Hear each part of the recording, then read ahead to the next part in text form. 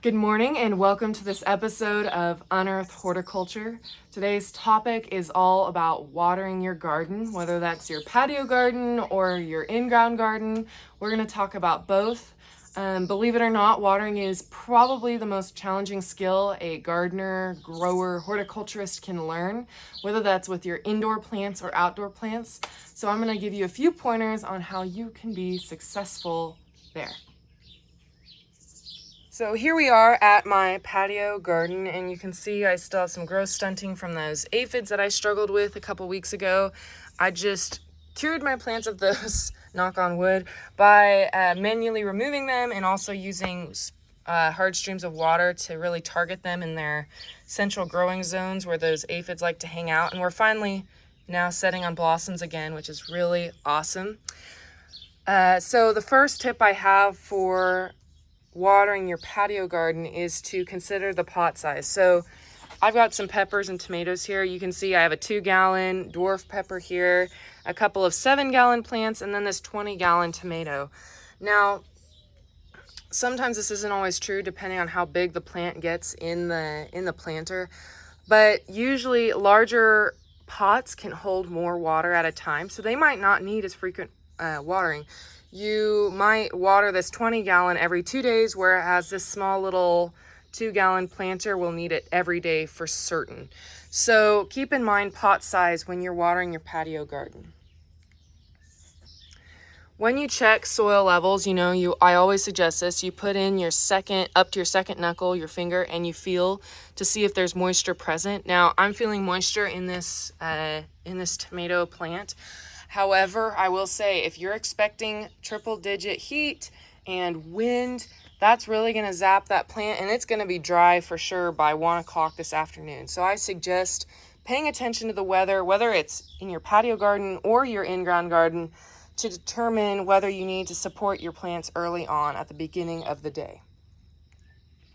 Okay, so we're at my vegetable garden, my in-ground garden. I actually have raised beds, and that's another thing to think about, especially in Kansas. If you have raised beds or a straight in-ground plotted garden, there's a difference in water use. Raised beds are used for a reason. They're raised beds because they're raised off the ground, and that helps a little bit with drainage, and you can manipulate their soil structure a little bit more targeted in the beds by amending them and keeping them a little bit more loose. The soil's a little bit more loose with organic matter, like compost or composted manure or cotton burrs, things like that.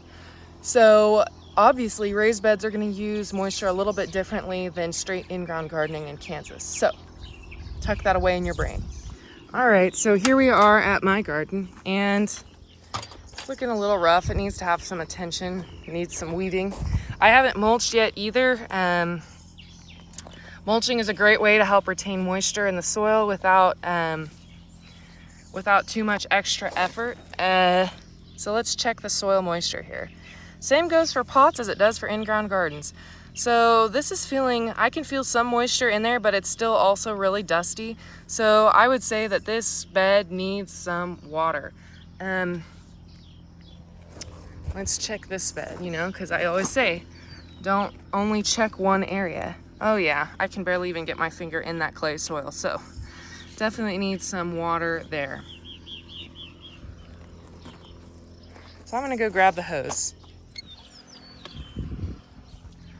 Okay, so I've got my rain wand here, and they're really nice for getting in there in cages. Let's just give this tomato some water. All right, I want you to notice something. You see how that water is pooling up on top of my soils? It's slowly soaking in, but what I have to say here is if you don't have mulch or if you have really clay soils like this, it's hard for the soil to soak in the water. So I always go through one time and give plants a little bit of a soak and then come back and do it again to help with that water absorption into the soil. So while I'm watering, let's talk about why what time of day do you want to water? Well, so a lot of people think that watering in the afternoon or evening is the best time because that's when the plants are the most stressed. However, think about it. If you are a plant, would you want water when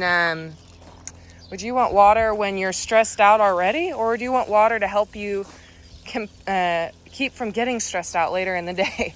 So I always suggest watering in the morning because it's a little bit healthier for plants, but also because it's more comfortable for you. And if you're using a sprinkler system to water or a soaker hose, there's less evaporation into the hot, dry air, and it's more environmentally friendly. So watering in the morning is always a good idea.